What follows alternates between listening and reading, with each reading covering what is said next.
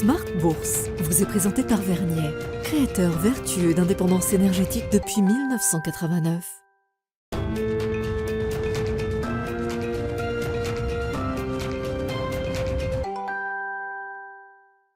C'est reparti pour Smart Bourse, votre double dose quotidienne de marché en direct sur Bismart chaque jour à la mi-journée 12h30 13h et en fin d'après-midi la grande édition pendant une heure à partir de 17h rediffusée à 20h sur Bismart TV, émission que vous retrouvez chaque jour en replay sur bismart.fr et en podcast sur l'ensemble de vos plateformes. Au sommaire de cette édition ce soir, le bilan d'une semaine qui aura été une semaine de légère consolidation pour les marchés actions au global, qui va terminer ainsi le mois d'avril. C'est la dernière séance du mois d'avril qui aura été un mois positif dans son ensemble pour les marchés actions globaux. La semaine s'annonce plutôt négative, une baisse de 1,5% pour les indices actions en Europe en moyenne, avec une petite baisse à l'arrivée ce soir pour le CAC 40, juste sous les 7500 points. La seuil symbolique des 7400 points a tenu aujourd'hui en séance et le CAC 40 retrace légèrement de 0,25% en cette fin de journée, avec une semaine qui aura été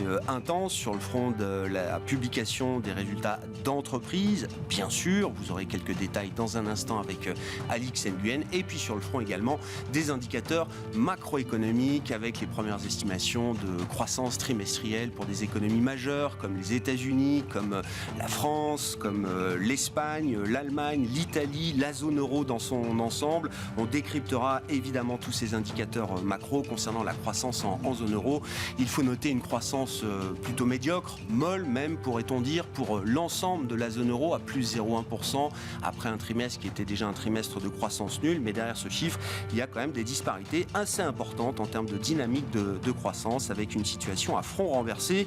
Plus vous êtes proche du cœur, plus la croissance est nulle, comme en Allemagne pour ce premier trimestre. Plus vous êtes éloigné du cœur de la zone euro, plus la croissance est dynamique. On a vu par exemple une croissance trimestrielle pour le Portugal à 1,6% sur le premier trimestre, qui n'est pas une exception. Le Portugal a quand même affiché de magnifiques trimestres de croissance tout au long de l'année 2022.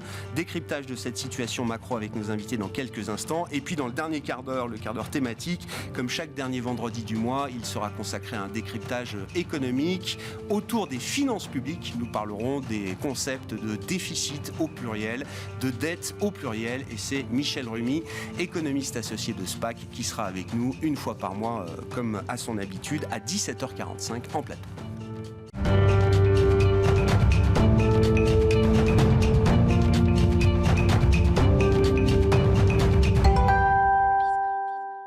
Mais d'abord, le résumé de cette fin de séance qui vient marquer cette fin de semaine, bien sûr, et cette fin de mois d'avril sur les marchés Alix Nguyen, avec une tendance relativement indécise. On peut noter une petite baisse pour la plupart des indices actions en Europe à l'arrivée. Et oui, le marché dans son ensemble assimile une flopée d'informations, tant sur le plan macro que sur le plan micro. Aux États-Unis, l'inflation sous-jacente a de nouveau augmenté. L'indice Core PCE est en hausse de 0,3% sur un mois en mars. C'est conforme aux attentes. Sur une base annuelle, le PCE dit de base a augmenté de 4,6%. C'est légèrement supérieur aux attentes et en baisse de 0,1 point de pourcentage par rapport au mois précédent. Composants volatiles compris, le PCE global a aussi augmenté de 0,1% en mars par rapport à février. L'inflation sous-jacente reste donc solide et conforte le scénario d'une hausse de 25 points de base des taux d'intérêt de la Fed en mai. Et puis côté zone euro, Alix, les investisseurs ont pris connaissance tout au long de la journée des premières estimations de croissance pour le premier trimestre pour les différentes économies de la zone. Et oui, avec une économie allemande qui stagne, un PIB français plus résilient et une accélération de l'activité en Italie et en Espagne. Les données sur l'inflation sont tout aussi contrastées, avec une hausse sur un an en France et en Espagne. Dans la plupart des Länder allemands, en revanche, elle se stabilise, voire est en repli. D'après les chiffres officiels allemands, l'inflation est estimée à 7,6% en Allemagne sur un an. Dans ce contexte, on rappelle que la BCE tiendra jeudi prochain sa réunion de politique monétaire. La veille, c'est la Fed qui aura rendu sa décision. Sur le plan micro, maintenant, Wall Street sanctionne Amazon mais salue Intel. Il faut noter cependant que ça n'empêche pas le titre d'Amazon de rester en hausse de 25% environ depuis le début de l'année. Pour rappel, l'entreprise s'attend à un déclin de ses activités activités cloud. Ces perspectives ont plombé l'annonce d'un chiffre d'affaires et d'un bénéfice trimestriel pourtant supérieur aux attentes. De son côté, Intel bondit donc. Le fabricant de semi-conducteurs anticipe une amélioration de plus de 40% des marges brutes au second semestre, et ce, malgré une prévision de chiffre d'affaires inférieure aux attentes. Et puis le marché reste toujours très vigilant à la question du stress bancaire, avec une résurgence de tensions ici et là qu'on peut retrouver du côté européen aujourd'hui. Et oui, après les résultats de la banque britannique NatWest, au premier trimestre, ses dépôts ont baissé de 20 milliards de livres. Son titre chute de plus de 90%. En Europe, le compartiment recule nettement. À Paris, Rémi Cointreau chute. Le groupe fait état d'une hausse organique de son chiffre d'affaires de plus de 10%. Et son chiffre d'affaires reste cependant inférieur aux anticipations. Dans son sillage, Pernod Ricard recule. Et puis TF1 dégringole. Le groupe de télévision a publié des résultats en baisse. Il fait les frais d'un recul des recettes publicitaires. Tendance, mon ami, chaque soir, les infos clés de marché, le résumé de la séance à 17h en direct avec Alix Nguyen dans Smart Bourse sur Bismart.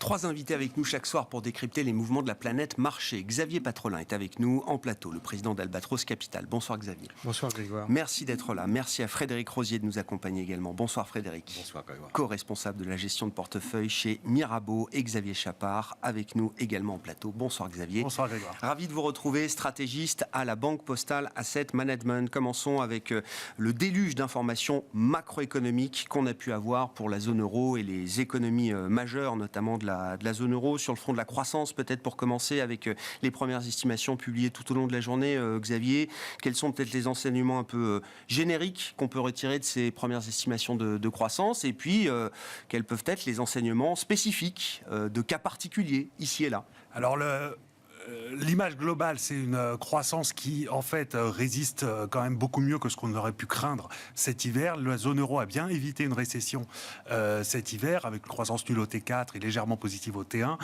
Alors, la croissance du T1 est un peu en dessous des attentes, à 0,1 à la place de 0,2, mais c'est principalement dû à la baisse du PIB en Irlande, et on sait que le PIB irlandais est beaucoup impacté par des considérations fiscales. Donc, en gros... C'est des grands swings, hein. C'est ça. Hein. Suivant ce que Apple ou d'autres grandes entreprises font. Mais donc, grosso modo, on a une croissance aux alentours de 0,2% pour le trimestre, qui est quand même relativement positif, sachant qu'on avait la hausse des prix régulés de l'énergie dans pas mal de pays en début d'année. Donc ça, c'est plutôt positif. Si on regarde par pays, c'est vrai que ce que vous avez dit en introduction, donc les pays cœur, en gros, les seuls pays qui ont une croissance nulle ou négative, c'est l'Autriche et l'Allemagne. Donc on voit que c'est la zone marque qui souffre un petit peu. C'est dû à leur grosse exposition à l'Europe de l'Est, au gaz, et aussi au fait que la réouverture chinoise est vraiment commencée en janvier.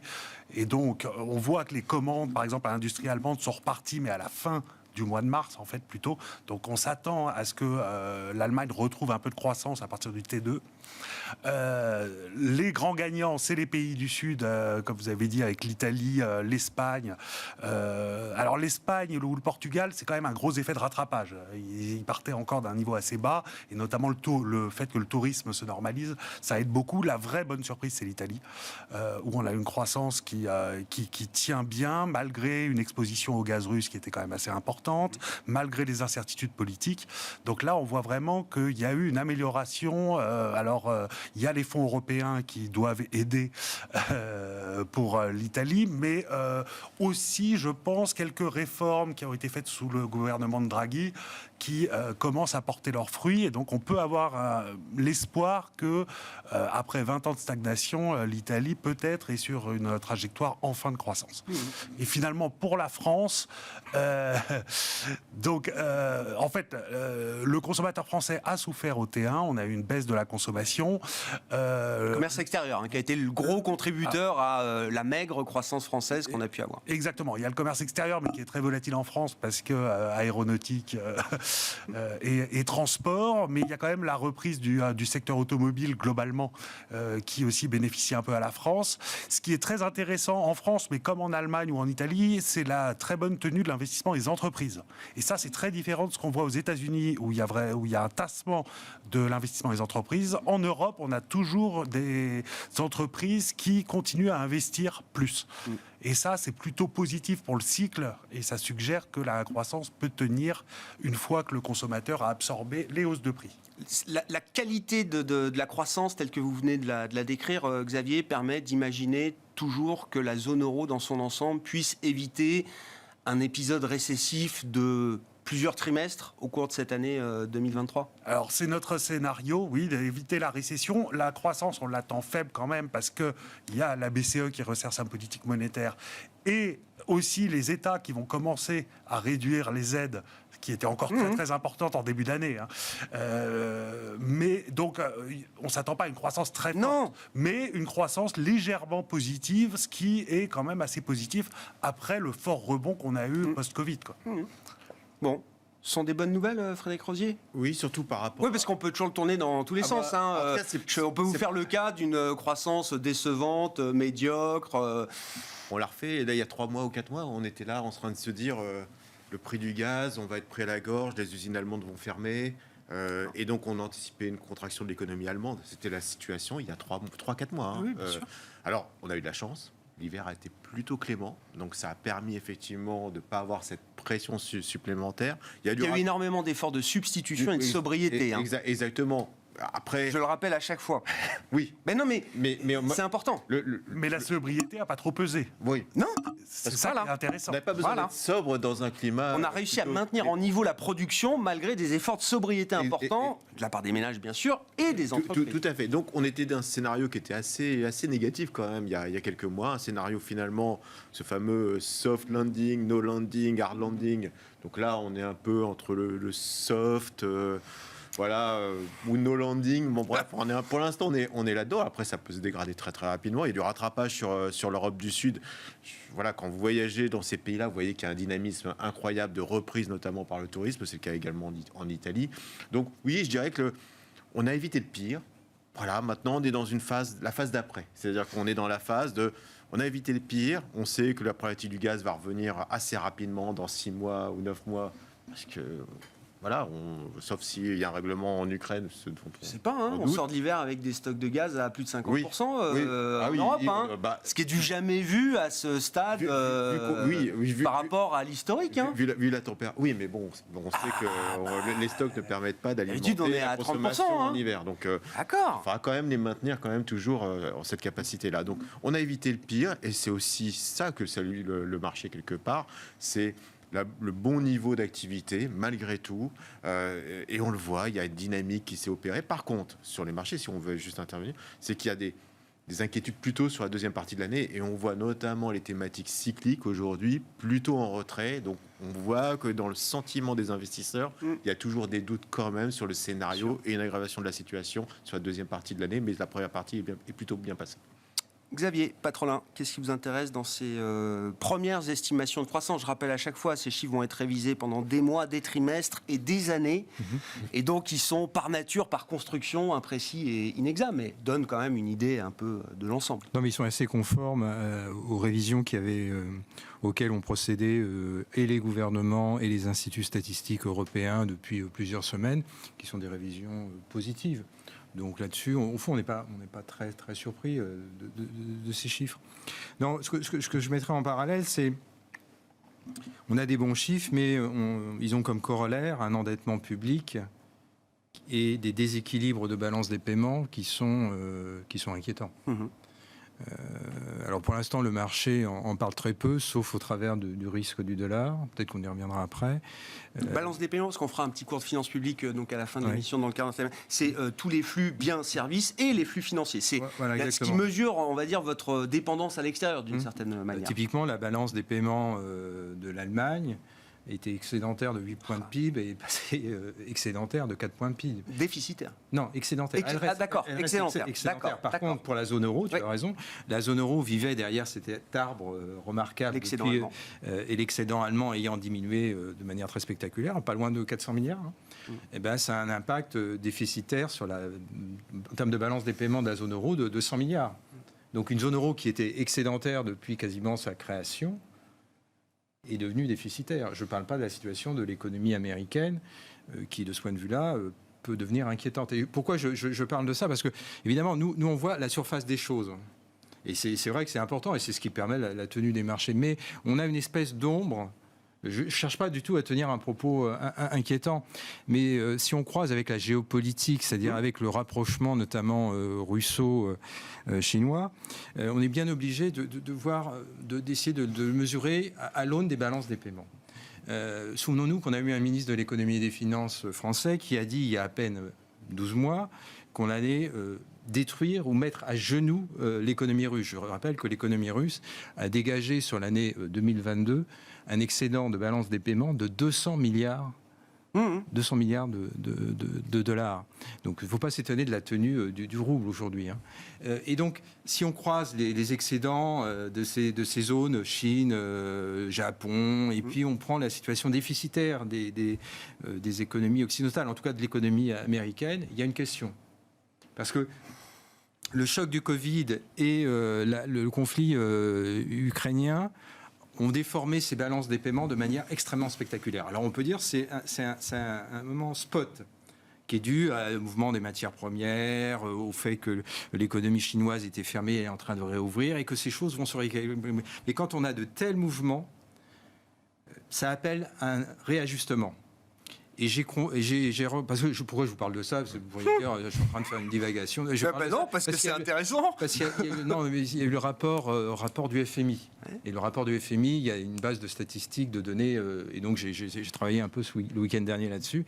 Et j'étais alors, je vais faire un parallèle qui est troublant, mais j'ai regardé notamment le déficit de la balance des paiements américaine. Alors, en point de PIB, c'est moins spectaculaire que juste avant Lehman Brothers. Avant Lehman Brothers, on était à 6 points de PIB de déficit de la balance des paiements américaine. Aujourd'hui, on est à un peu plus de 4 points de PIB. Mais en montant, on est quasiment du même ordre. C'est un peu plus de 900 milliards. Ouais. Et le seul moyen qu'on a trouvé en 2008 pour régler ce problème de balance des paiements, c'est justement la crise de Lehman Brothers. C'est-à-dire qu'on a eu un réajustement des balances des paiements au travers d'une crise majeure. Alors, je ne dis pas que c'est ce qui va arriver. Je dis simplement que ce qui se passe derrière la bonne tenue apparente de l'économie mondiale, c'est des déséquilibres entre épargne et consommation à l'échelle mondiale qui posent question.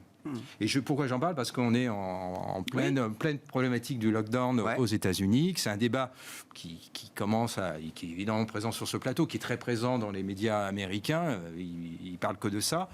Et le moins qu'on puisse dire, c'est que Janet Yellen, le secrétaire d'État au Trésor, qui a été quand même anciennement présidente de la Fédérale Réserve, émet des messages extrêmement alarmants. Alors évidemment, elle cherche à rallier... On emphase la situation. Probablement. Mais peut-être qu'elle sait ce qui pourrait potentiellement se passer en cas de lockdown. Et donc ça pourrait là, pour le coup, avoir... Alors c'est un événement à aujourd'hui qui a une probabilité probablement très faible.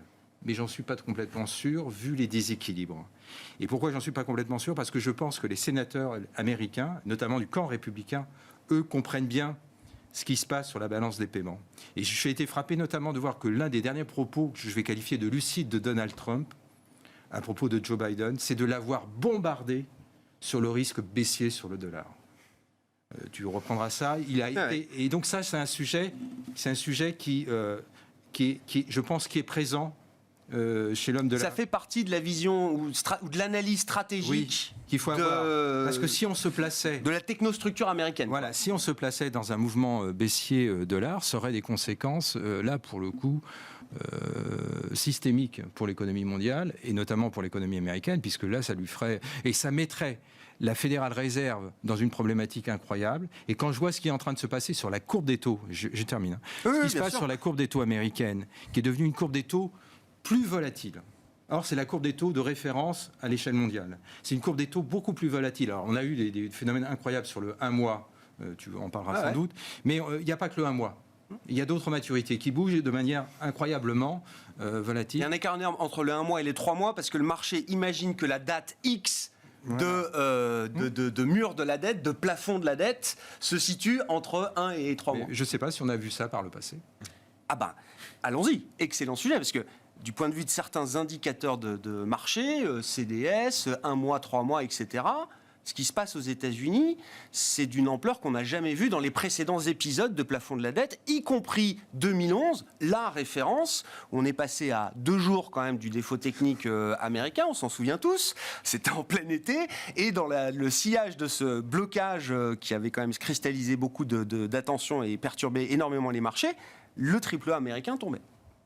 Tout à fait. Et c'est vrai que là, on a des indicateurs. Alors, les CDS souverains à 1 an des États-Unis, il est à 170 points de base aujourd'hui, ce qui est vraiment du jamais vu. Hein. Normalement, c'est 15 points de base. Et, alors après, c'est pas un. On ne sait même pas que le marché des CDS américains existe, pour dire les choses. Oui, c'est pour se protéger contre un défaut de l'État américain, ce qui serait un défaut du système bancaire mondial. Hein. Mais, donc, c'est assez amusant. Ça, par contre, oui, sur les obligations à très court terme, enfin, les bons du Trésor, c'est beaucoup plus liquide. Et là, c'est vrai qu'entre le 1 mois, 3 mois ou entre le 3 mois, 6 mois, là, on a vraiment le 3 mois qui est pas du tout aimé parce que, comme vous disiez, c'est la date, on ne sait pas exactement la date, mais ça risque d'être entre fin juin et fin août, quoi.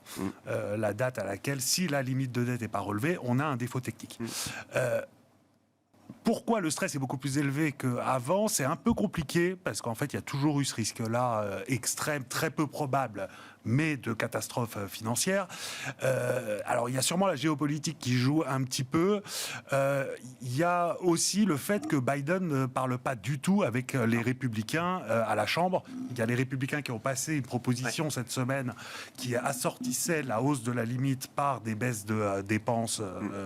Entre 4 000 et 5 000 milliards sur 10 ans. C'est ça le programme de réduction de dépenses passé par les républicains à la Chambre pour autoriser un relèvement du plafond de la dette pour 1 an. Mais c'est ce qu'on appelle quelque chose qui est dead on arrival. C'est-à-dire que Biden avait dit avant que de toute façon, il y aurait veto. Voilà. Mais par contre, il y a apparemment aucune discussion en ce moment. Et c'est ça qui fait peur, parce qu'on sait très bien que c'est toujours un événement où, en fait, personne ne veut atteindre le défaut technique. Mais comme personne ne veut l'atteindre, le but, c'est de tirer le plus possible du camp opposé, entre républicains et démocrates. Et donc, pour nous, c'est à peu près sûr qu'on va continuer à traîner ce problème, au moins jusqu'à fin juin, en fait. C'est un vrai coup dur. Personne n'a intérêt à lâcher avant, en fait. C'est le chicken game. C'est un vrai coup dur, quand même, que Kevin McCarthy, qui est donc le speaker républicain de la Chambre des représentants, ait réussi à faire passer ce projet de loi. Après avoir subi une élection quand même humiliante, il a fallu 15 tours de vote pour être élu. Non mais si, quand même. Bien sûr. Là, il fait passer à 2-3 voix. Et de ce que je comprends, de ce qu'on m'explique, c'est que Biden, en fait, pensait qu'il n'arriverait pas à faire passer sa loi. Maintenant que ce projet de loi est passé à la Chambre des représentants, c'est censé devenir une base de discussion. Et c'est ça le problème. Alors que Biden avait dit avant que ça ne serait pas une base de discussion. Voilà. À tort ou à raison, mais du coup on se retrouve aujourd'hui dans une situation où personne ne se parle, et généralement c'est pas très bon quand en politique personne ne se parle. Frédéric, vous en avez vu d'autres, comme tout le monde ici, sur la question du plafond de la dette, tous les 2 ans ça revient. Généralement on en rigole. Généralement ça fait sourire. Là le contexte est différent parce qu'effectivement quand on regarde un peu McCarthy, c'est quand même une remise en cause un peu du programme Biden, et on voit qu'on est sur un champ politique, et en réalité l'élection présidentielle commence, et on peut être jusqu'au boutiste dans cette phase-là. C'est ça qui est plus inquiétant. On n'était pas du tout à l'époque de la problématique précédente sur le shutdown dans ce sujet-là. Là, il est accentué parce qu'il y a une pression très très forte, électorale très très forte. Et je pense que la candidature de Biden n'est peut-être pas la meilleure idée qu'il ait eue, honnêtement, parce que ça accentue la maintenance. C'était peut-être la seule idée qu'il pouvait avoir. Hein. Oui, mais le problème c'est que c'est la personne à abattre. Donc là, je trouve que ça l'affaiblit quelque part, et donc ça remet effectivement le sujet au goût du jour. On n'ose même pas imaginer les conséquences parce que c'est inimaginable, quantifiable. On sait très bien que l'impact immédiat, c'est plusieurs millions d'Américains qui ont plus d'emploi du jour au lendemain. Voilà des conséquences concrètes en point de PIB. Alors je pense que vous avez fait le travail, mais c'est inimaginable aussi en impact. Non. Et sur la croissance mondiale, c'est inimaginable. Donc on va faire. Nous, en tant qu'investisseurs, on va dire effectivement, il y a ce sujet. On voit la volatilité sur les CDS qui ont connu les plus fortes hausses jamais connues sur les CDS américains par nature. Ça crée de la volatilité. Le dollar est sous pression, ça on le voit. Il se teste. Pour l'instant, il ne cède pas. Il est À mon avis, encore un potentiel de baisse sur le dollar. Je pense qu'on devrait avoir 1,17, 1,18 à mon avis comme objectif, qui est à peu près la parité des pouvoirs d'achat. Donc on devrait à peu près là-dessus. Donc voilà, ça va être le sujet. Et la faiblesse du dollar sera aussi dans le jeu politique américain, puisque c'est American First, Great Again. Si vous avez une monnaie qui se déprécie quasiment de 20% par rapport à l'euro, par rapport au point bas, ben, ça sera l'héritage de Biden. Donc on rentre dans la politique dure, c'est ça le problème. Sans aller jusqu'au défaut, si on reprend 2011, ça a quand même coûté au marché. Hein. Enfin, je veux dire, en s'approchant à 2 jours du défaut, c'était moins 15 sur le S&P 500 quand même. Et sur les actions, ça Voilà, a il y a eu un vrai impact. sur le change. Ouais. Et par contre, c'est là où la courbe des taux est intéressante, c'est que ça renforce les pressions à la baisse sur les taux longs. Parce que ça reste l'actif de réserve mondiale. C'est-à-dire Quoi que si les qu'il arrive. États-Unis font défaut, tout le monde se ruera sur la dette américaine, c'est ça, Xavier ? Exactement. Et sur la dette longue, parce que c'est celle qui, s'il y a un défaut qui dure 1 mois, ça ne jouera quasiment pas sur les parties longues de la Et courbe. l'impact sur les banques américaines, puisque Ah oui. on regarde aussi les fonds propres américains, on se rappelle de l'histoire de Silicon et tout ça. Si à un moment donné vous avez un défaut sur les trésoreries, c'est un autre problème qui se pose aussi. Donc voilà, on va pas rentrer dans ce jeu-là, mais il y a des conséquences très très graves effectivement si jamais on arrivait au shutdown. Qu'est-ce que Xavier Patronin, qu'est-ce que vous appelez un risque de cycle de baisse du dollar ? C'est quoi une baisse du dollar ? Parce que on le voit baisser un peu, là, le dollar aujourd'hui, se détendre en tout cas. C'est quoi pour vous une baisse du dollar qui montrerait que quelque chose se passe ? Pour moi, c'est... Qui serait un phénomène de défiance, hein, si je comprends. Voilà, c'est ça, et qui s'inscrirait dans ce qu'on appelle, bon, je ne vais pas ouvrir cette boîte de Pandore, un peu facile à cette heure, mais c'est la dédollarisation de l'économie mondiale. Je pense que les principaux créanciers, en tout cas les créanciers des États-Unis sur ces 20 ou 30 dernières années, sont très interrogatifs. Prenez simplement la zone euro, prenez simplement l'Allemagne.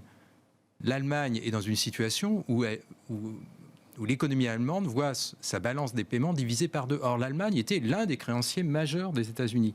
Ça demeure. On voit bien que les corporates, les entreprises allemandes sont toujours intéressées par la présence aux États-Unis. Mais si vous diminuez la balance des paiements excédentaires d'un créancier comme l'Allemagne de moitié et que vous dites que c'est à peu près durable pour les 3, 4, 5 prochaines années, et que de l'autre côté, le déficit de la balance des paiements américains ne bouge pas, reste... Parce qu'au fond, derrière ce débat entre les républicains et les démocrates, moi, je ne veux pas faire un choix partisan, c'est mon propos, mais il y a probablement une stratégie économique de Joe Biden qui est totalement délirante. Non seulement la stratégie budgétaire était excessive, mais la politique monétaire de Jérôme Powell était complètement inadaptée. Je l'ai dit, et je vais le répéter. Il est anormal que la politique monétaire de Jérôme Powell, de la Fédérale Réserve, ait resté inchangée au changement d'administration, puisqu'au fond, on avait une politique monétaire inchangée et une stimulation budgétaire qui était multipliée par 3. Donc c'était. Oui. Et donc, mais les déséquilibres d'aujourd'hui trouvent leur origine. Et ce qui est en train de se passer sur le marché de l'immobilier américain, pas uniquement le résidentiel, mais le commercial, c'est l'une de ses conséquences, puisqu'au fond, la stimulation a tellement été excessive qu'on a créé des bulles de valorisation d'actifs. Ils sont en train de se dégonfler, mais ils n'ont pas fini. Et donc, on ne sait pas dans quelle mesure. Et la dévalorisation de ces bulles d'actifs, pour l'instant, ça touche très peu le marché equity. Le marché equity, il sort pour l'instant indemne. Et on croise le doigt. Mais c'est l'un des moyens d'ajuster. Donc, moi, mon interrogation, c'est est-ce que c'est des équilibres transitoires de balance des paiements je comprends. Ils sont normalisés. Pour moi, le seul rééquilibrage ne peut passer que par une baisse du dollar, parce que c'est ça qui va obliger, qui va contraindre, parce qu'au fond, une baisse du dollar, c'est de l'inflation importée aux États-Unis. Donc là, c'est le drame complet. Donc ça oblige la Fédérale Réserve à basculer dans autre chose. Pour l'instant, Jérôme Powell essaye de naviguer entre plein de bouées, mais ça semble se complexifier. Et donc oui, s'il y a un call à avoir évident en termes d'actifs, en termes de choix d'actifs, c'est short dollar pour la décennie qui vient, parce que je ne vois pas comment on peut réajuster la balance des paiements sans passer par une séquence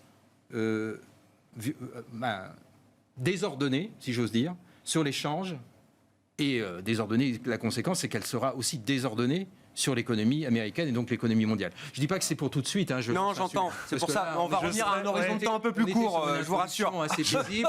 Je voulais simplement dire mais que c'est de la prospective. Derrière l'introduction paisible, il y avait des soubresauts qui sont en train d'apparaître. Et la position chinoise va être intéressante de ce point de vue-là. Je vous laisse commenter, mais je veux revenir à un horizon de temps un peu plus proche aussi avec les réunions de la semaine prochaine. Je vais être moins catastrophiste sur le dollar. Nous aussi, on voit le dollar se déprécier, mais plus pour une raison cyclique. En fait, c'est juste que le dollar est très très cher et que même si on allait à 1,20 d'ici 2 ans, c'était reconnu, on sait ce que c'est, un 20 sur l'eurodoll. Oui. Et quand vous posiez la question de qu'est-ce que serait une catastrophe pour le dollar, évidemment, si le mouvement est trop rapide, c'est catastrophique.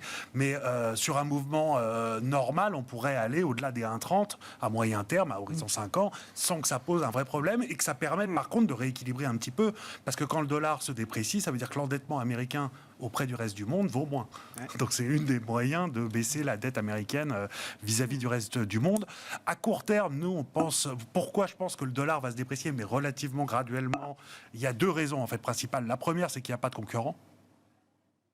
Donc le dollar reste la valeur de réserve. Ni l'euro, ni le CNY, enfin le renminbi peut jouer cette... il n'y a pas d'alternative. Voilà, il n'y a pas d'alternative. Oui. Et quand il y a une crise, on voit que la demande de dollars reste très forte. Et la deuxième raison, c'est que la Fed, alors pour l'instant, elle a l'air de vouloir faire le travail. Et si elle fait le travail de contrôler l'inflation, ça permet de limiter la perte de pouvoir d'achat du dollar. Ouais. Et c'est pour ça que la semaine prochaine, nous, on pense que la Fed va remonter ses taux de 25 points de base.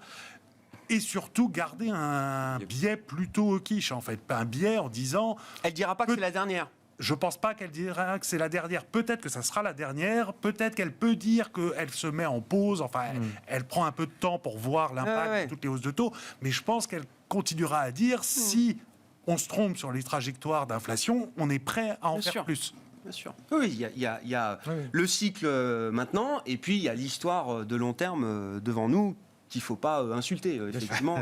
Et à court terme, c'est ça qui peut être le choc du marché. Au marché, ça peut être une Fed qui dit non, mais c'est pas un pivot la pause. On attend de voir... ils n'arrêtent pas de le dire, donc ce sera une surprise pour ceux qui ne l'ont pas entendu. Mais et pour le marché qui price les baisses de taux pour la seconde partie de l'année. Frédéric, si vous... considération, je veux qu'on parle des boîtes quand même, des résultats, des GAFAM, du tiers groupé. Alors on peut y aller directement. Allons-y. Pour vous dire, moi, le point pivot, pour moi, c'est 1,17. Tant qu'on n'est pas à 1,17... Je pense que le dollar est toujours dans une phase d'ascension, si vous voulez. Donc, je ne suis pas négatif dollar sur du moyen-long terme.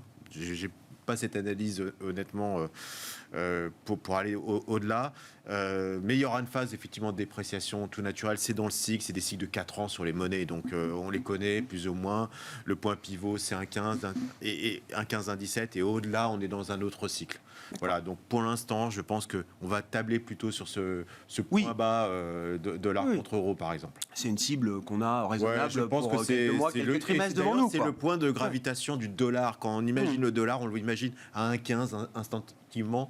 C'est notre repère. Vous demandez à chaque fois et tout le monde va vous dire entre 1,15 et 1,17. Quoi qu'il arrive, on l'a connu à 0,80, on l'a connu à 1,50 et tout le monde va dire 1,15 parce que c'est notre point de repère. Et c'est pas pour rien, c'est la parité des pouvoirs d'achat qu'on connaît très très bien. Et ce point de stabilité se trouve à peu près dans cette zone. Il y a toujours beaucoup de déterminants derrière les mouvements de change et ces déterminants qui évoluent, croissance, à différentiel de taux. Et puis quand j'étais jeune, on parlait de la variation du Deutsche Mark contre franc. Bien sûr. Et c'est la même chose sur le dollar. Bon, les GAFAM. Très bon, très très bon. Alors Amazon un peu moins bon parce qu'il y a des facteurs un peu structurels aussi sur Amazon. C'est le cloud par exemple entre Azure et Amazon, donc AWS. S'adresse pas forcément à la même clientèle. La structure de la clientèle Amazon est plutôt, on va dire, mid-market, alors que Azure s'adresse plutôt à des grandes sociétés. Donc, croissance Azure plus 27%, croissance Amazon Web Services plus 16%. Donc ça ralentit. Et, avec 5 points de croissance déjà en moins sur le mois d'avril, nous disait le exactement. Donc ça s'explique parce que le marché adressé n'est pas tout à fait le même. Et donc ça rend Amazon, non seulement sur la distribution, mais sur la partie cloud, un peu plus cyclique quelque part que Microsoft. Donc, J'avais donné ce terme que j'aime bien et je le réutilise, c'est de la utilities informatique. La génération notamment de fricage par les activités récurrentes de Microsoft sont de plus en plus importantes. Le cloud, ça va devenir majoritaire à terme. La partie personal computing, c'est mineur. Et la partie 365 Office, en plus, avec l'intelligence artificielle, ça prend de plus en plus de croissance et avec des taux de marge qui sont de plus en plus élevés. Donc Microsoft, quand vous voyez les résultats, vous dites il faut en avoir. No-brainer, quoi. Il n'y a pas mieux aujourd'hui si vous voulez investir avec la forte visibilité. Voilà. Après, il y a eu effectivement des bonnes surprises sur Meta, qui vient de loin aussi. Donc, il a fallu un peu redonner confiance. Et on a en plus quelque chose qu'on aime raconter en ce moment, c'est l'intelligence artificielle. C'est un truc, il y a 2 ans, on parlait de métaverse. Maintenant, on va parler d'intelligence artificielle. Dans 2 ans, on parlera d'autres choses. Voilà. En tout cas, vous avez matière à ce que les gens se fassent peut-être des fantasmes là-dessus. Peut-être. Il y a de la croissance quand même à venir. Les investissements vont être majeurs. Il y a des répercussions immédiate sur bon nombre d'industries aujourd'hui, sur l'intelligence artificielle et l'application. Alors Bing, bien sûr, pour Microsoft, mais quand vous regardez par exemple des acteurs comme Adobe, par exemple, quand on fait de la création graphique ou autre, des campagnes, vous tapez une phrase et ça vous fait toute une campagne de pub, c'est 30 secondes. Alors ça va supprimer quelques emplois dans la communication, mais la réalité, ça augmente quand même la productivité. Dans les CRM, donc la vente, par exemple Salesforce, là aussi, vous générez vos campagnes directement avec un mot-clé et ça va générer auprès de toute votre clientèle directement des campagnes publicitaires ou d'information. Donc on voit des débouchés qui sont colossaux. Google n'a pas dit son dernier mot non plus là-dessus, Alphabet, IBM non plus, il ne faut pas l'oublier avec les programmes Watson. Donc il y a de la matière de croissance, si vous voulez, sur ce secteur et je pense aujourd'hui, au regard des résultats qui sont quand même solides, que ça va continuer dans cette phase-là. En tout cas, on voit que les flux s'inversent et que les GAFA, par exemple, profitent aussi quelque part des flux majeurs. 8 valeurs qui font toute la hausse. Et voilà, c'est ce que je veux dire. C'est quand même le revers de cette histoire qu'on adore de l'intelligence artificielle générative, c'est que finalement, il n'y a que 5 valeurs qui font la perte du marché américain. Vous êtes aujourd'hui, marché à zéro. D'un autre côté, si on fait l'exercice en France et qu'on enlève LVMH, Hermès, L'Oréal, je vous assure qu'on n'est pas... En tout cas, on est moitié moins haut que le niveau actuel. Donc, voilà, c'est aussi l'hyperconcentration, notamment dans cette phase d'incertitude économique, vers le qualitatif et de la croissance visible. Et donc, ça risque de continuer quelques temps encore. Il y a d'autres valeurs qui sont en belle hausse aussi sur le marché parisien. Je sais pas, Sanofi, ça tient bien, c'est un poids lourd. Total, en 2022, ça a été quand même un contributeur. Oui, mais dans le... d'accord. Ça fait 3 mois que c'est un peu moins bien. Total, on est dans la cyclicité, le cycle des matières premières. Donc forcément, on a un peu moins de visibilité sur du court terme sur ce genre de titre. Et Sanofi a une nouvelle croissance avec notamment les franchises du Pixent qui viennent rajouter un peu du dynamisme au titre. Xavier Patrolin, qu'est-ce que vous retenez des résultats et notamment, alors si jamais les entreprises et les résultats microéconomiques peuvent apporter de la nourriture sur la question du cycle économique? Je trouve que là, ça fait plusieurs publications depuis juillet où les révisions sont toujours positives. Donc on a sous-estimé, je trouve, l'inertie du cycle économique. Alors évidemment, il y avait des vents contraires et ces vents contraires n'ont pas réussi à inverser cette... et puis on a vu le miracle, au fond, le miracle, si j'ose dire, de l'inflation. L'inflation, c'était pas uniquement l'inflation des coûts, c'était l'inflation des marges, la reconstitution des carnets de commandes, la reconstitution des stocks, des rentabilités pour certains secteurs qui n'avaient été jamais connus pendant la période pré-déflationniste. Et donc, on a un niveau de rentabilité qui reste bon. Donc, le marché n'est pas si cher que cela. À l'aune, par contre, il est cher pour d'autres. Surtout si on enlève les 5 top market cap qui sont aussi les plus valorisés. Exactement.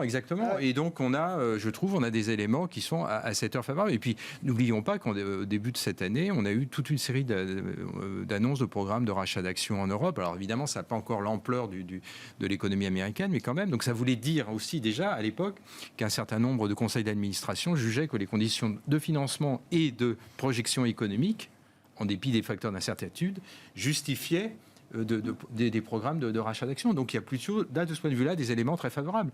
Et je constate, là, sur cette semaine, que les révisions du consensus sur 2023, 2024, 2025 restent positives.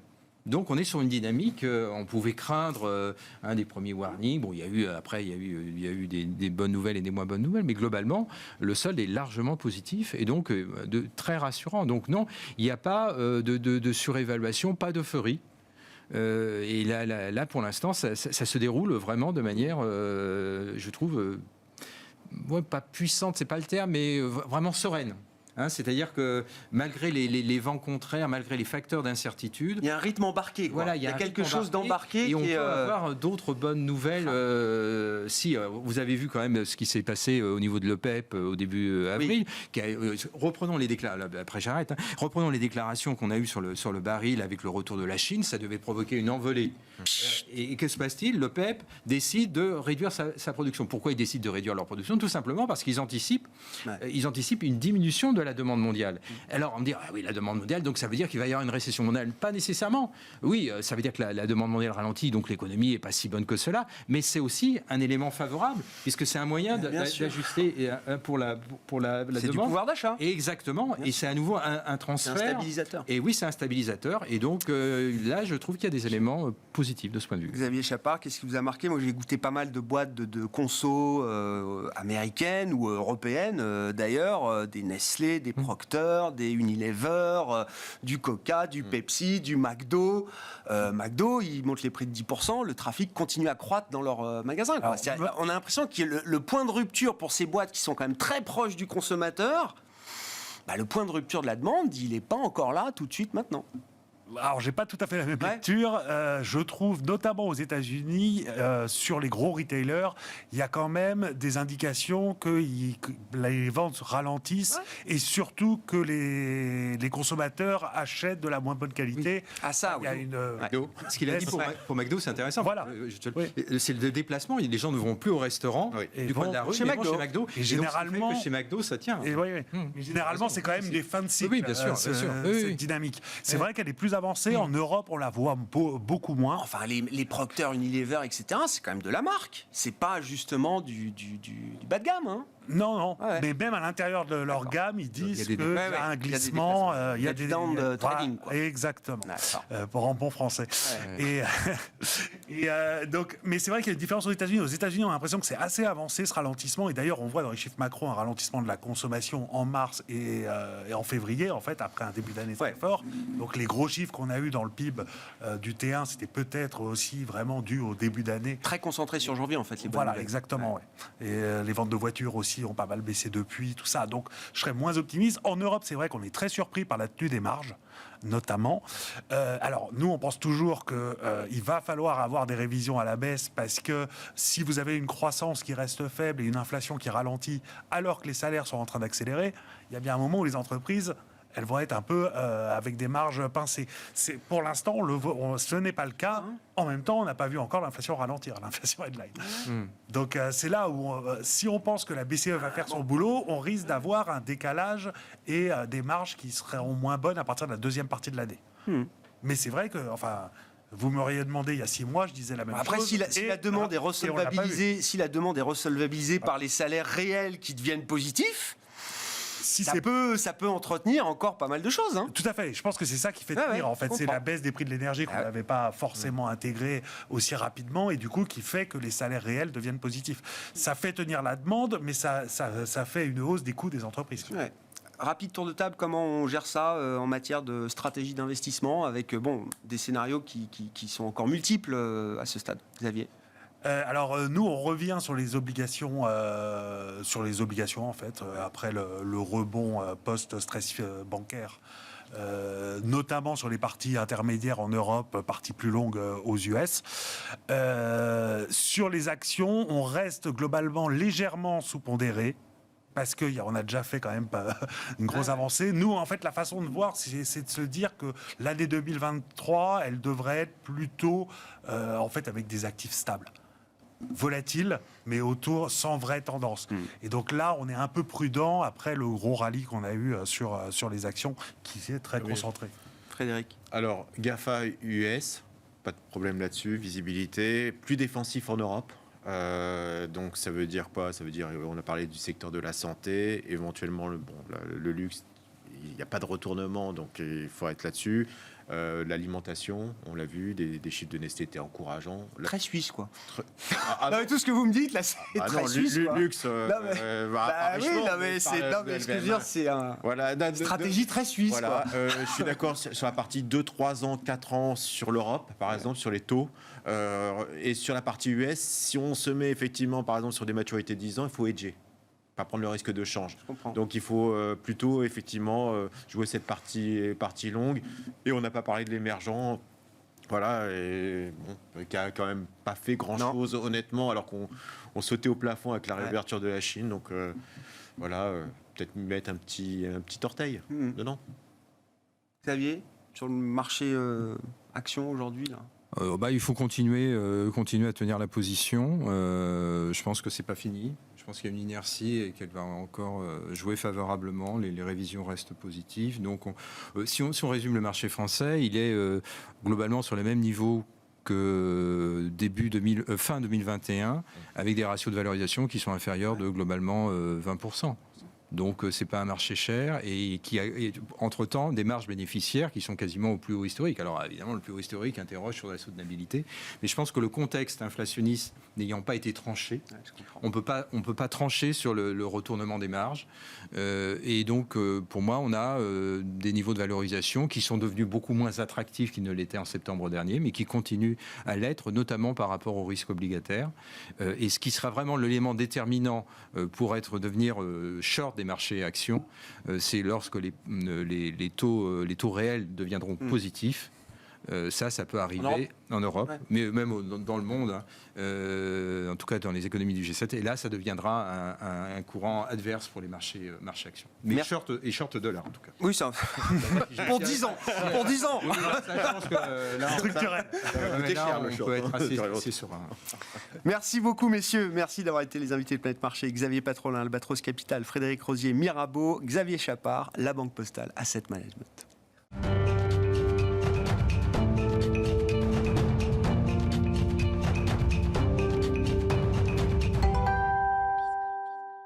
Le dernier quart d'heure de Smart Bourse, chaque dernier vendredi du mois, c'est l'occasion de retrouver Michel Remy, économiste associé de SPAC, pour un exercice de décryptage économique. Bonsoir Michel. Bonsoir. Merci beaucoup d'être avec nous. On décrypte un ou des concepts économiques avec vous chaque mois. On va parler de finances publiques, on va parler des déficits et des dettes au pluriel pour essayer de rappeler un petit peu ce qui se cache derrière tous ces concepts. Parce que c'est le moment des pestables, comme on dit, des programme de stabilité. La France a envoyé le sien. Bruno Le Maire, Gabriel Attal ont communiqué sur le programme de la trajectoire de stabilité financière de la France sur les 5 prochaines années. Ça appelle un petit commentaire ou pas d'ailleurs, Michel? Ça va être un exercice très difficile d'arriver à joindre les deux bouts parce qu'il faut une forte croissance et ça pose des problèmes. Donc, il t'a souhaité, bien sûr.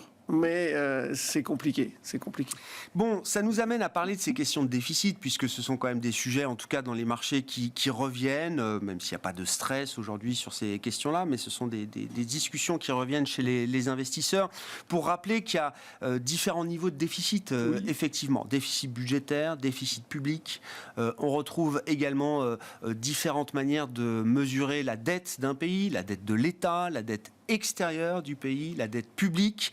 Voilà. Comment est-ce qu'on s'y retrouve dans tous ces concepts, Michel? Ce qu'il faut bien voir, c'est le budget. Le budget de l'État, c'est comme le budget d'un ménage. Et donc, d'une certaine manière, le déficit budgétaire, c'est lorsque les recettes sont inférieures aux dépenses. Donc, c'est un solde négatif. Et de manière générale, par exemple, en 2022, ce déficit budgétaire était de l'ordre de 150 milliards. D'euros. Alors, le déficit public, c'est en fait nos engagements européens font que pour mesurer le fait de l'endettement de l'État, en fait, on va prendre la dette de l'État, mais également aussi les collectivités territoriales, les organismes de sécurité sociale. En fait, ça répond à l'idée, c'est que c'est pas l'État qui s'engage, mais il est caution. Donc, on ne sait jamais s'il y a des problèmes. Donc, dans ce cadre-là, eh bien, ce déficit s'est monté à 125 milliards à fin 2022.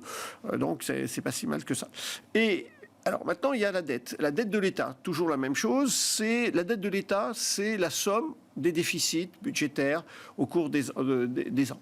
OK ? Et ce qu'il faut bien voir, c'est qu'aujourd'hui, s'étalonne à peu près à 1300 milliards d'euros et elle est détenue à peu près pour moitié par les non-résidents. Donc, c'est d'un certain côté, c'est la confiance, c'est un indicateur de confiance de l'extérieur, on va dire ça. Et à côté de cela, on va avoir la dette extérieure. La dette extérieure, c'est en fait l'argent que tous les agents économiques français doivent à l'extérieur, c'est-à-dire les ménages, les entreprises, l'État. Et donc, tout cela, ça fait la dette extérieure. Et puis, la dette publique, c'est comme le déficit public, eh bien, c'est l'ensemble, en fait, des engagements de l'État, des administrations, etc. Et à fin 2022, elle était à 2950 milliards. C'est cet indicateur qui est tenu notamment par l'Union européenne, par les médias également. Et ça équivaut à peu près à 112% du PIB. Mais surtout pour les Français, parce que je pense que c'est ça qu'il convient de comprendre, c'est que ça correspond à peu près à 43 000 euros par habitant. C'est-à-dire de l'enfant qui vient de naître jusqu'à celui qui va décéder dans quelques instants. Quand on parle de finances, tout est toujours une question d'équilibre, de mesure en la matière.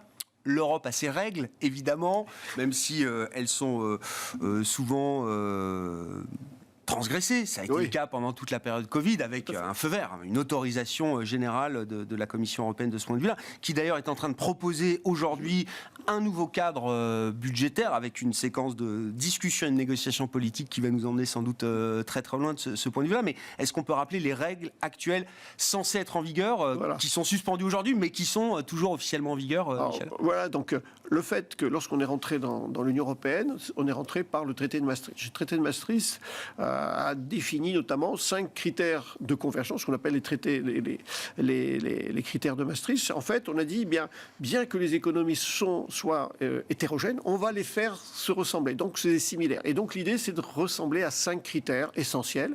Et parmi ces 5 critères, il y en a 2 qui concernent les finances publiques. Ouais. Le premier, c'est que le déficit public ne doit pas excéder 3% du PIB, sauf circonstances exceptionnelles. Et puis, la dette publique qui ne doit pas dépasser 60% du PIB.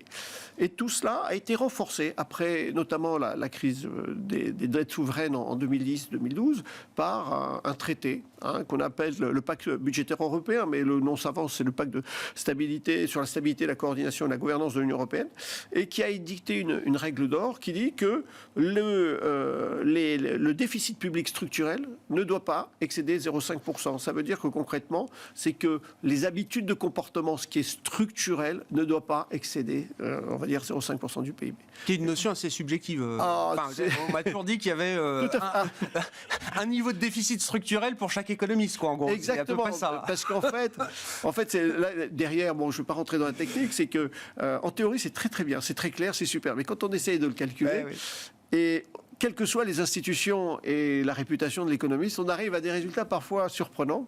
Et donc, ça pose problème. Donc, l'idée, c'est de se situer, c'est où se trouve-t-on au niveau du cycle ? Est-ce qu'on est en bas de cycle et qu'on est là ? Donc, ça pose des problèmes. La règle des 3%, on peut rappeler d'où elle vient, Michel, parce qu'on va se poser la question de savoir quels sont les indicateurs à prendre en compte pour évaluer la bonne santé ou non des finances publiques d'un État. Eh bien, malheureusement, on va dire, cet indicateur de 3% n'a pas de valeur scientifique ni économiste. En fait, tout remonte à l'époque, on va dire, des années 80 en France, où M. Mitterrand fait une relance budgétaire keynésienne, c'est-à-dire il fait un déficit, on passe les semaines de 5 semaines de congés payés, on passe de 40 à 39 heures, en conservant les mêmes niveaux de salaire. Et en fait, ça veut relancer la consommation. Simplement, les Français, qui sont indisciplinés, consomment des produits étrangers, donc déficit de la balance commerciale. Et en même temps, comme il y a moins de recettes, il y a déficit budgétaire. Et donc, là, après, il y a un problème. C'est que le gouvernement ne veut pas dépasser 100 milliards de francs comme déficit. Et symbolique, quoi. C'est symbolique. Ouais. C'est symbolique. 100 milliards, c'est bien. On voulait surtout pas dépasser ce 100 milliards. Et donc, quelle est l'idée ? Alors là, c'est la richesse de la langue française, on va dire des technocrates. On a dit, on va rapporter ça au PIB. Et donc, quand on rapporte 100 milliards à 3 000 milliards, ça fait 3,3. C'est resté on va dire, à 3%. Et puis, lorsqu'on est rentré dans la négociation des traités européens, etc., ça a diffusé au niveau des banques centrales et c'est resté comme toi. Donc, c'est un véritable outil de communication qui est devenu, on va dire, un outil important. Maintenant, c'est presque un totem. Qu'est-ce qu'il faut regarder derrière le seul niveau de la dette publique et du ratio dette sur PIB pour évaluer la qualité ou la soutenabilité, comme on dit, d'un État aujourd'hui en matière de finances publiques? Alors, il y a plusieurs paramètres, mais on peut en retenir 4 ou 5, on va dire. La première des choses, bien sûr, c'est le coût. C'est à quel coût peut-on s'endetter? Et par exemple, aujourd'hui, si vous voulez prêter au Venezuela, les marchés price le coût de l'endettement à 10 000%. Ça veut dire que déjà, c'est même pas personne ne va lui prêter, mais on dit c'est le prix des liquidités. Donc déjà, c'est un indicateur. Deuxième chose également, c'est la capacité à lever l'impôt. Donc ça, c'est en théorie également, parce que par exemple, quand on regarde les prélèvements obligatoires en France, ils sont de l'ordre de 45%. L'Union européenne, c'est 40%, mais les États-Unis, c'est 25% à peu près. Donc c'est est-ce qu'on peut rajouter un autre impôt? Et là, ça coince parfois. Après, il y a également la qualité de la dépense publique. C'est-à-dire, est-ce que ça va être une dépense, on va s'endetter productive ou pas? Bravo. Financement. non, mais tout à fait. Oui. C'est que du bon sens. Ouais. Les marchés n'ont que du bon sens. Et c'est ça qui est important. Et puis, aussi, le rythme de croissance de l'économie. C'est le chiffre d'affaires par rapport à l'endettement, on va dire ça comme ça. Et puis également, il y a l'évolution de la dette. Est-ce qu'elle est rapide? Est-ce que c'est de temps en temps? Et c'est exponentiel. Et c'est ça la difficulté. Justement, là, quels sont les facteurs qu'il faut avoir en tête qui déterminent l'évolution, la vitesse d'évolution de la dette publique? Alors, c'est là aussi, c'est du bon sens. C'est-à-dire que si je m'endette à un faible taux et que cela j'ai une forte croissance, c'est pas gênant de s'endetter. Hein. Ce qu'il faut bien se dire, c'est que l'endettement n'est pas si grave si c'est productif. Et donc, c'est l'effet. Donc, il y a un effet, on va dire, effet massue ou un effet de levier. Et puis, deuxième chose, et donc, si on a un effet de massue, c'est ce qu'on appelle en économie l'effet boule de neige. C'est-à-dire que les déficits amènent les autres déficits. Et puis, le deuxième, c'est quelque chose un peu plus technique, c'est le solde public primaire, c'est-à-dire, c'est en gros pratiquement le solde structurel, c'est-à-dire hors intérêt d'État, des intérêts de la dette, pardon, à quel niveau se situe. Et là, c'est important parce que, par exemple, si j'ai beaucoup de fonctionnaires ou au moins, la masse salariale est toujours une charge fixe qui est très importante dans toute entreprise, et donc même pour l'État. Et donc, ça pose un problème de cette nature.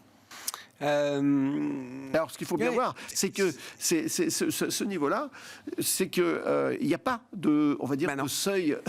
Il y a des travaux là-dessus. Exactement. Mais au final, en termes pratiques, on voit que des pays peuvent avoir le même niveau d'endettement, certains plus que d'autres, pourtant jugés solvables, quand d'autres, avec des niveaux d'endettement inférieurs, sont parfois jugés par les marchés ou illiquides ou insolvables. Ah oui, c'est ça qui est important. Quand on va prendre les pays développés, on va dire la Chine, le Japon, excusez-moi. On pourrait presque mettre la Chine. On va dire le Japon, il est à 265% du PIB. Les États-Unis, c'est 130, l'Allemagne, c'est 70, et ils sont jugés solvables. Et lorsqu'on s'aperçoit par exemple de la crise des crises des dettes souveraines, la Grèce n'était que, on va dire, que 246% du PIB. Donc, et pourtant, il y a eu une grande instabilité. Ce qu'il faut bien voir, c'est qu'il y a d'autres paramètres. Sur la crise des dettes souveraines, les marchés n'aiment pas être surpris. Et le fait des élections législatives, qui d'un seul coup, le papa Andrew a dit oui, finalement, les chiffres qu'on vous a donnés sont faux et voici les vrais, on n'aime pas. C'est comme si vous apprenez... Question de confiance, de crédibilité. Tout à fait, et tout à fait. Et c'est ça qui est très important, c'est la confiance toujours. Un mot rapide pour finir, parce que c'est une institution que vous connaissez bien. Quel est le rôle de la Banque de France, justement, sur ces questions et ces sujets de dette publique, Michel? Alors, ce qui est très important, c'est que l'Union européenne édicte que les banques centrales nationales ne doivent pas soutenir l'endettement des pays, on va dire. Et donc, en France, la dette de l'État est gérée par une agence qui s'appelle l'agence France Trésor et tout. Malgré tout, ce qu'il faut bien voir, c'est que lorsque l'agence France Trésor va s'endetter, on va dire, au nom de l'État, eh bien, c'est la Banque de France qui va, on va dire, organiser les ventes aux enchères, les adjudications. Également aussi, elle met à jour les statistiques. Et puis également aussi, eh bien, elle est teneur de compte, c'est-à-dire c'est elle qui reçoit l'argent et qui met à la disposition. Mais elle ne prête pas, on va dire, à l'État, sur ce qui est très important. Merci beaucoup, Michel, pour ce cours d'éducation sur ces notions de finances publiques très importantes à rappeler en ce moment particulièrement.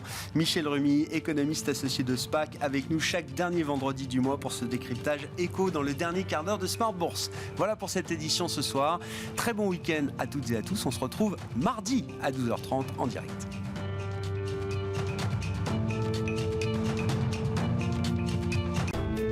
Smart Bourse vous a été présenté par Vernier, créateur vertueux d'indépendance énergétique depuis 1989.